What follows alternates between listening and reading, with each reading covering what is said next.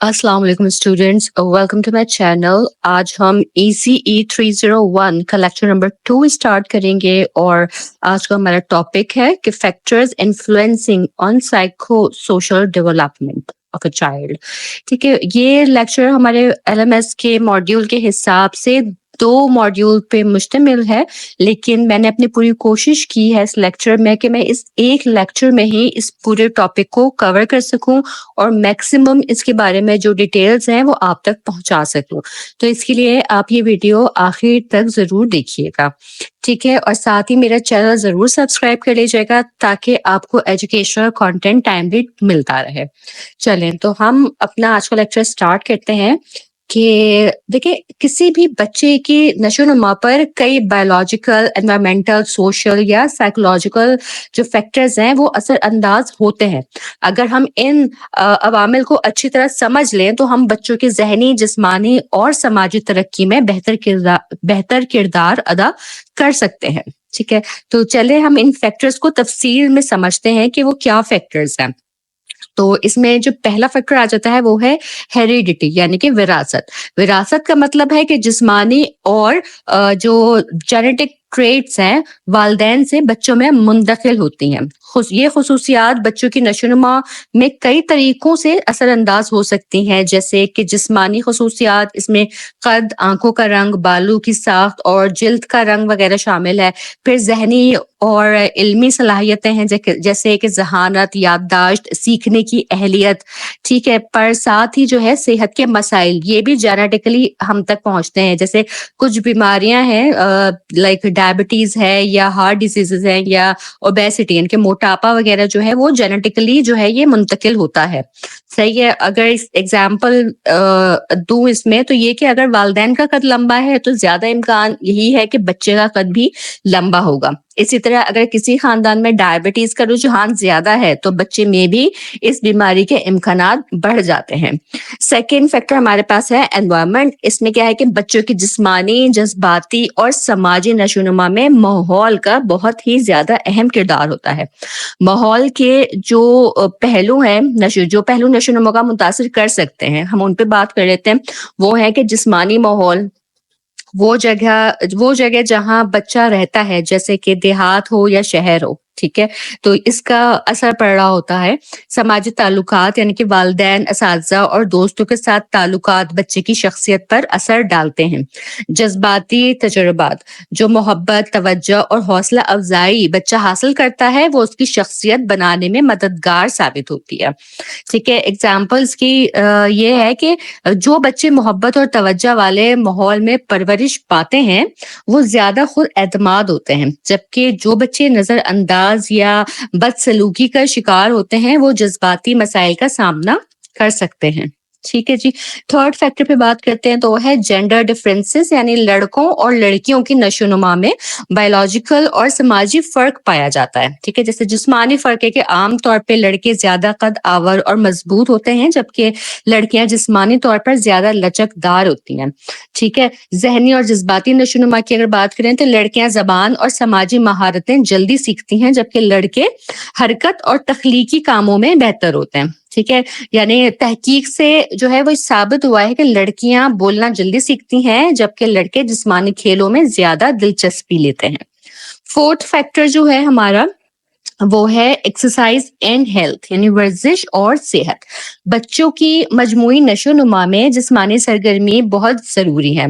वर्जिश जिस्म को मजबूत बनाती है और हड्डियों की नशोनुमा में मदद देती है। एक्सरसाइज से मसल्स सेहतमंद रहते हैं और जिस्मानी कुव्वत में इजाफा होता है। जो बच्चे ज्यादा खेल कूद में हिस्सा लेते हैं उनकी जो कंसंट्रेशन है वो ज्यादा बेहतर होती है, ठीक है। जो बच्चे रोजाना खेल कूद में हिस्सा लेते हैं आमतौर पर ज्यादा सेहतमंद और एक्टिव होते हैं, जबकि वो बच्चे जो सारा दिन टीवी या मोबाइल इस्तेमाल करते हैं उनमें मोटापा और दीगर सेहत के मसाइल पैदा हो सकते हैं। ٹھیک ہے. جو ففتھ فیکٹر ہے پھر ہمارے پاس وہ ہے ہارمونز. ہارمونز وہ کیمیائی مادے ہیں جو ہمارے جسم کے مختلف افعال کو کنٹرول کرتے ہیں. یہ جسم کے غدود یعنی گلینڈز کے ذریعے پیدا ہوتے ہیں.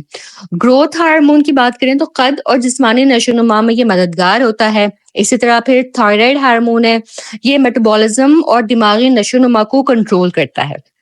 ہارمون میں عدم توازن کی وجہ سے موٹاپا، رویے کی خرابیاں یعنی کہ بیہیویئرل ڈس آرڈرز جنہیں ہم کہتے ہیں وہ، اور نشو و نما میں رکاوٹیں پیدا ہو سکتی ہیں. ٹھیک ہے، جیسے کہ اگر کسی بچے کے تھائرائیڈ ہارمون میں کمی ہو جائے تو اس کا قد رک سکتا ہے یا اس میں توانائی کی، انرجی کی کمی ہو سکتی ہے. ٹھیک ہے جی.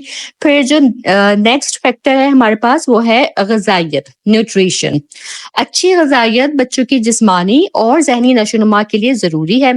پروٹین جو ہے وہ پٹھے بنانے میں مدد دیتا ہے. وٹامنس اور منرلز جو ہیں وہ مدافعاتی نظام یعنی کہ امیون سسٹم کو مضبوط کرتے ہیں. غذائیت کی کمی اگر ہو یعنی کہ میل نیوٹریشن جو ہے اگر ہو تو یہ مختلف بیماریوں کا باعث بن سکتا ہے.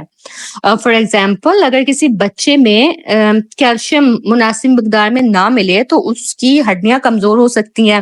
اسی طرح اگر آئرن کی ڈیفیشنسی ہو جائے یا انیمیا ہو جائے، ٹھیک ہے، تو یہ چیزیں آپ کے بچے میں جو ہے وہ تھکن کا، فٹیگ کا سبب بن سکتی ہیں.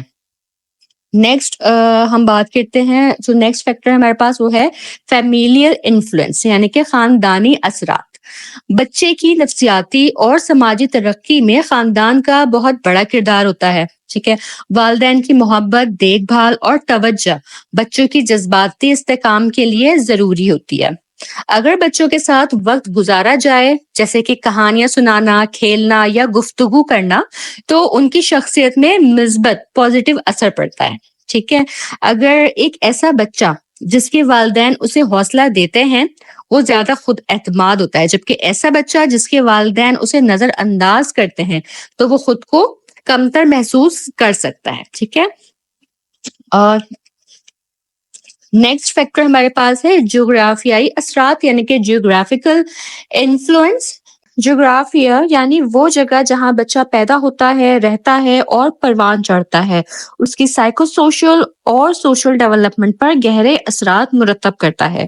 بچے کا ماحول، ارد گرد کی فضا، ثقافت، تعلیمی مواقع اور سماجی روابط سب کچھ اس کے رویے، سوچنے کے انداز اور جذباتی نشو و نما کو متاثر کرتا. ٹھیک ہے، اگر کوئی بچہ ایسے علاقے میں پیدا ہوتا ہے جہاں معیاری تعلیمی ادارے موجود ہیں تو وہ بہتر تعلیم حاصل کر کے زیادہ باشعور اور ذہین بن سکتا ہے. اس کے برعکس جن بچوں کو تعلیم کے محدود مواقع ملتے ہیں ان کی ذہنی اور سماجی نشو و نما کمزور رہ سکتی ہے. ٹھیک ہے، اور اس کے ساتھ پھر یہ ہے کہ بچے کے علاقے کا جغرافیہ، ٹھیک ہے، اس کے جسمانی اور نفسیاتی نشو و نما پر بھی اثر انداز ہوتے ہیں. کچھ علاقوں میں شدید گرمی، سردی یا قدرتی آفات جیسے سیلاب یا زلزلہ وغیرہ عام ہوتی ہیں جو بچے کی ذہنی صحت پر دباؤ ڈال سکتی ہیں. ٹھیک ہے، فار ایگزامپل کہ پہاڑی علاقوں میں رہنے والے بچے عام طور پر زیادہ سخت جان اور جسمانی طور پر مضبوط ہوتے ہیں، جبکہ شہری علاقوں کے بچے زیادہ آرام دہ طرز زندگی گزارتے ہیں، جس کی وجہ سے ان میں سٹریس ہینڈل کرنے کی صلاحیت مختلف ہو سکتی ہے. ٹھیک ہے جی. اس کے علاوہ یہ ہے کہ ہر علاقے کی اپنی ہی ایک ثقافت اور روایات ہوتی ہے جو بچے کی سماجی رویوں پر اثر انداز ہوتی ہے. جن بچوں کو کھلی سوچ اور مختلف نظریات کو سمجھنے کا موقع ملتا ہے وہ زیادہ سوشل اور خود مختار ہوتے ہیں. جیسے کہ ایک بچہ جو مختلف ثقافتوں کے لوگوں کے ساتھ اٹھتا بیٹھتا ہے وہ زیادہ کھلے ذہن کا مالک ہوگا، جبکہ اگر ایک ایسا بچہ ہو جو محدود سماجی ماحول میں پرورش پاتا ہے تو وہ مختلف نظریات کو قبول کرنے میں دشواری محسوس کر سکتا ہے. ٹھیک ہے، بچوں کی معاشرتی اور جذباتی نشو و نما پر ان کے علاقے کی معاشی حالت بھی اثر انداز ہوتی ہے. ترقی یافتہ علاقوں میں بچوں کو زیادہ مواقع اور سہولیات ملتی ہیں، جبکہ غریب علاقوں میں وسائل کی کمی کے باعث ان کی نشو و نما پر منفی اثرات پڑ سکتے ہیں. ٹھیک ہے، فار ایگزامپل کہ اگر ایک ایسا بچہ ہو جو کسی بڑے شہر میں رہتا ہے جہاں اسے کھیل کے میدان میں تعلیمی ادارے اور تفریحی سرگرمیاں دستیاب ہیں، وہ زیادہ متحرک اور خود اعتماد ہوگا. لیکن ایک ایسا بچہ جو کسی پسماندہ علاقے میں رہتا ہے، اسے شاید ان مواقع سے محروم رہنا پڑے جو اس کی سوشل اور ذہنی نشو و نما کو محدود کر سکتا ہے. ٹھیک ہے جی، آئی ہوپ کہ آپ اس ٹاپک کو اچھے سے انڈرسٹینڈ کر پا رہے ہوں. یہ میں بہت زیادہ محنت سے لیکچرز پریپیئر کر رہی ہوں اپنے اسٹوڈنٹس کے لیے. کائنڈلی آپ میرا چینل ضرور سبسکرائب کیجیے گا اور تمام لیکچرز کو اپنے فیلو اسٹوڈنٹس کے ساتھ بھی شیئر کیجیے گا تاکہ زیادہ سے زیادہ اسٹوڈنٹس جو ہیں وہ اس سے فائدہ حاصل کر سکیں. ٹھیک ہے جی، اسی کو ہی میں مزید کیری کرتی ہوں جیوگرافیکل انفلوئنس کو. تو اس میں یہ بھی ہم شامل کرتے ہیں کہ بچوں کی نفسیاتی اور سماجی نشو و نما پر ان کے ہم عمر دوستوں اور سوسائٹی کا بھی بڑا اثر ہوتا ہے.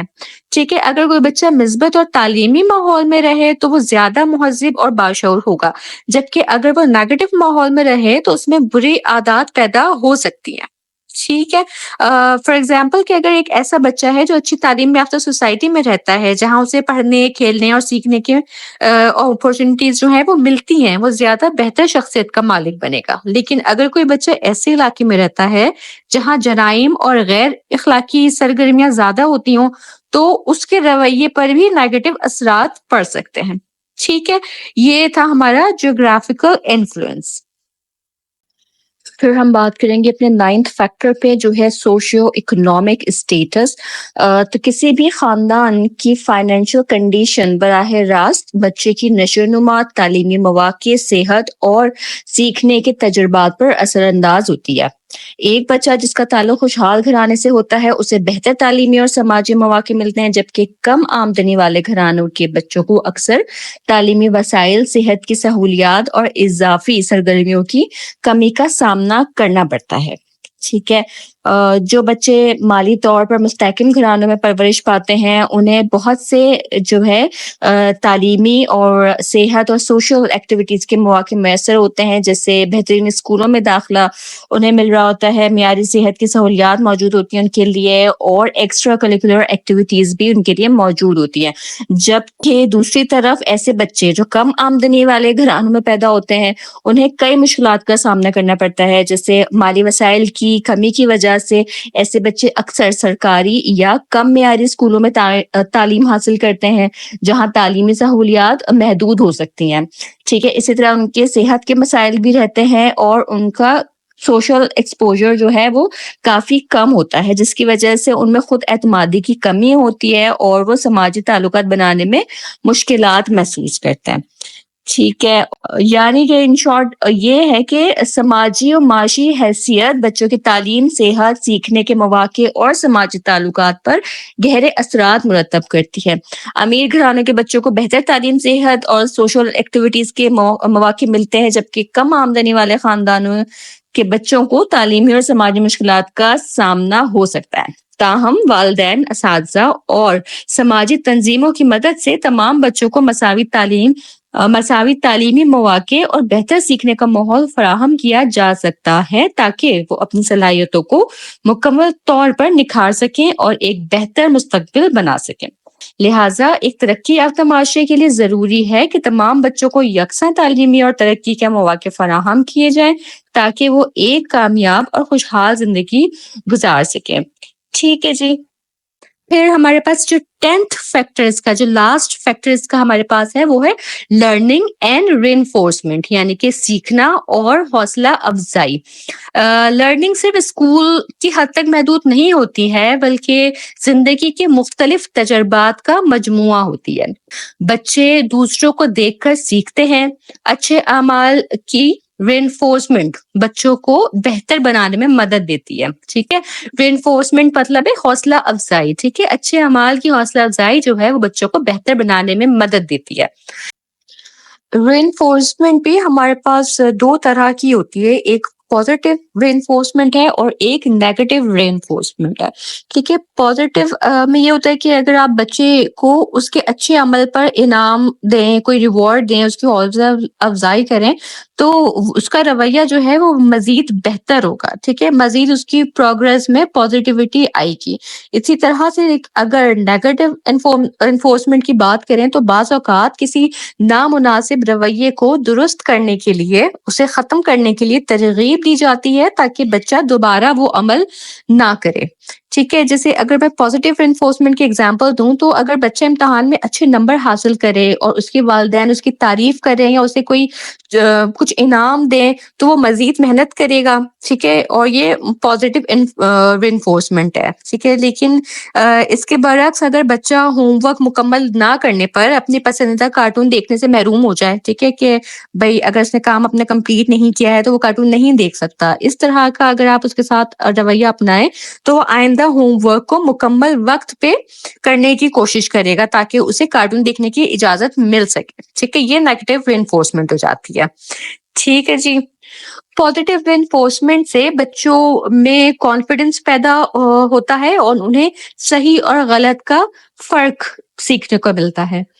تو لرننگ اور ری انفورسمنٹ جو ہے بچوں کی نفسیاتی, ذہنی اور سماجی نشوونما کے بنیادی عوامل ہیں. ٹھیک ہے, والدین اور اساتذہ کو چاہیے کہ وہ بچوں کی مثبت یعنی کہ پازیٹیو عادات کی حوصلہ افزائی کریں, غلطیوں کو درست کرنے کے لیے نرم اور مؤثر طریقے اپنائیں, بچوں کی سیکھنے کی صلاحیت کو بہتر بنانے کے لیے انہیں عملی تجربات فراہم کریں. اس طرح ایک بچہ خود اعتمادی کے ساتھ زندگی میں آگے بڑھ سکتا ہے, اچھے رویے اپنا سکتا ہے اور ایک کامیاب اور نتیجہ یہ نکلتا ہے. کنکلوژن اس کا یہ ہے کہ یہ تمام جو فیکٹرز ہیں تو یہ نفسیاتی اور سماجی نشوونما پر گہرے اثرات ڈالتے ہیں جو کہ ہمیں ان فیکٹرز کو سمجھ کر بچوں کی ڈیولپمنٹ میں کام کرنا چاہیے. یعنی کہ بچوں کی نفسیاتی اور سماجی نشوونما پہ اثر انداز جو عوامل ہیں وہ یہ 10 عوامل ہیں, یہ 10 فیکٹرز ہیں جو میں نے آپ کے ساتھ آج ڈسکس کیے ہیں. آج کے اس لیکچر کو میں کنکلیوڈ کر دوں آپ کے لیے تو یہ ہے کہ نفسیاتی اور سماجی نشوونما پہ اثر انداز ہونے والے عوامل کو سمجھنا والدین, اساتذہ اور دیکھ بھال کرنے والے یعنی کیئر گیورز کے لیے بے حد ضروری ہے. اس میں وراثت اور ماحول کسی بچے کی بنیادی خصوصیات کی تشکیل کرتے ہیں. ورزش, صحت اور ہارمونی جسمانی نشوونما میں کردار ادا کرتی ہے. غذائیت, خاندان اور جغرافیہ جذباتی اور سماجی فلاح و بہبود پر اثر ڈالتے ہیں. معاشی حیثیت اور سیکھنے کے تجربات مواقع اور شخصیت کی ترقی کا تعین کرتے ہیں. ان فیکٹرز کو سمجھ کر ہم بچوں کی بہتر نشوونما میں مدد کر سکتے ہیں تاکہ وہ صحت مند, خوش اور متوازن زندگی گزار سکیں. ٹھیک ہے جی, اس کے ساتھ ہی میرا آج کا یہ لیکچر بھی کمپلیٹ ہوتا ہے. مجھے پوری امید ہے کہ یہ لیکچر آپ کو ضرور پسند آیا ہوگا. اگر پسند آیا ہو تو آپ اسے لائک ضرور کیجیے گا, اپنے فیلو اسٹوڈنٹ کے ساتھ اسے شیئر ضرور کیجیے گا اور میرا چینل سبسکرائب کرنا بالکل بھی نہ بھولیے گا. ٹھیک ہے جی, انشاءاللہ تعالی میں اپنے نیکسٹ لیکچر میں پھر حاضر ہوں گی. تب تک آپ سب اپنا بہت خیال رکھیے گا. اللہ حافظ.